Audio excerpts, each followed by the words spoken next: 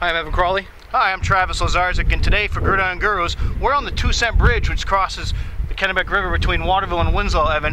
Which we're looking at the battle of the bridge this week between the two best teams in Eastern Class C, Waterville and Winslow, both teams 6-0 coming into this game. Yep, this will be the 86th meeting between the two teams. I know you wrote last year, Travis, leading up to their Eastern C final game, that might be the biggest game in the history, or one of the rivalry. And this one certainly has got to be up there as far as important meetings go, with both teams undefeated. Yeah, talking to some people who've been around the rivalry for a while, nobody can really remember if they've ever met when both were undefeated. If they have, it's been, we're looking way back, decades. So we caught up with some of the Waterville captains to talk about the game. Dan, what does playing in the Waterville-Winslow game mean to you? It's a good way to represent your town. It's a good rivalry. It's not one of those bad ones, so it's always good to see the other team from across the bridge. There's a lot of respect that goes, and it's always a good game. So, what are some of the keys to beating them? Containing Happers will be a big one, and then controlling the line of scrimmage will be the other one, which I think that we have a good shot at doing. What are you guys doing well right now? We're running the ball really well. We're coming together really well as a team. It's a good team to be on, so I'm glad to be on this team. Corey, what's it been like this week, just getting ready for this big game? Just preparing a lot. Winslow's just a fast team, so we're just trying to keep up. Special teams is our focus this week too, because we know they're explosive there. What do you feel like you guys are doing well? Running the ball. I mean, we run the ball solid every game. In our pass games, it's better than everyone expects. We can throw the ball too. Alex, what does playing in the Waterville-Winslow game mean to you? It's really a pride game. Honestly, we have to do well so we can hold it over them for the rest of the season or the rest of the year. It's a big game for us. I look at it as kind of another game that we're playing in the season, trying not to take myself out. Your teammates mentioned stopping Dylan Hackworth. What do you guys got to do to kind of slow him down? Really contain, keep him on the inside of the field and not let him go outside and run up the sideline like he likes to do. Now, Waterville obviously has run the ball very well this season with Dan Pooler and Cam Thomas, but Winslow not too shabby on their end as well. Obviously a lot of threats over there, Travis. Yeah, when you look at the Winslow offense, you got to start with senior running back Dylan Hackworth, a 4-year starter. Bobby Chenard, a quarterback, a 3-year starter, has really come into his own this year, and wideout Justin Martin. They're probably the 3 big weapons Waterville has to look out for. Now, we caught up with the Winslow captains as well. Justin, what does the Waterville-Winslow game mean to you? Well, it's a big game, biggest game of the year for every year pretty much. Biggest rivalry in Central Maine, so it's a great game, and it's going to be a really tough challenge, but we're up to it, and it's going to be fun. When you look at Waterville, what stands out? What do you guys got to focus on? They have a really big line, and they're a lot bigger than us, but we just got to outquick them and really stop their run game and really just get around it.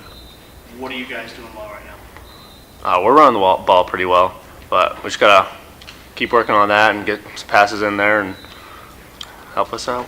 It's got to be good to have a tough game leading up to this like you guys had at Foxcroft. Yeah, it was a great game. We said no trap game all week, and it's almost what it was, but it was a really good, tough inning game. Helped us out for this big game coming up. All right, thanks for your time. Bobby, what does this game mean to you?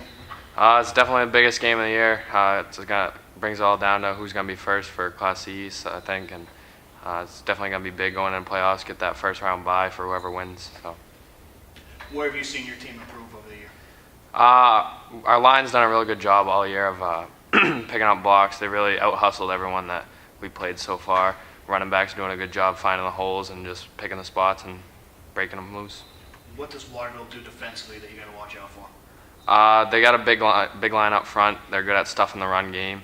Linebackers are pretty good at reading what goes all around, and we just got to pick up our blocks, and hopefully we'll be able to stop that.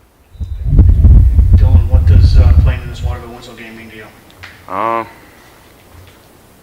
Just bragging rights. It's another game.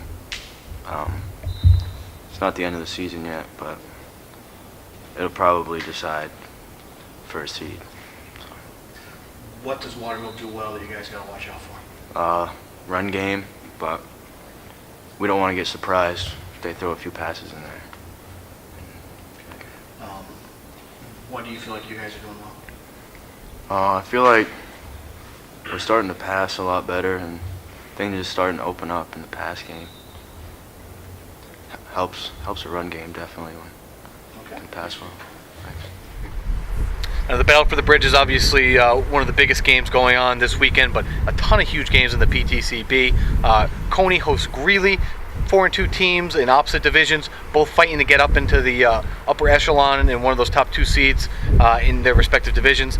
Gardner-Skowhegan kind of at the other end. They're looking to, both those teams still fighting for a playoff berth, and the winner of that will certainly have the inside track into that. But the game everybody will be looking at, Travis, is certainly Lawrence-Brunswick. Yeah, Lawrence is going to Brunswick. They're both 5-1, tied for the top spot in the PTCB right now. Winner's going to have not an automatic berth to the number 1 spot, but the inside track at the number 1 seed in the upcoming playoffs, and at least a good chance at one of those 2 byes. It'll be interesting to see if Lawrence can contain the running game of Brunswick like Mesolonsky did last week in handing the Dragons their first defeat. And also in Western D, it was kind of turned upside down this week. Trape they self-reported using an ineligible player, forcing them to forfeit their 3 wins. They go from 3-2 and a potential top 4 seed in the playoffs. Now they're at the bottom, trying to fight their way in over Telstar and a couple other teams that are kind of at the bottom over there. So there's a lot of still to be determined, and a number of big games in Western D as far as playoff seeding goes and who's going to get in.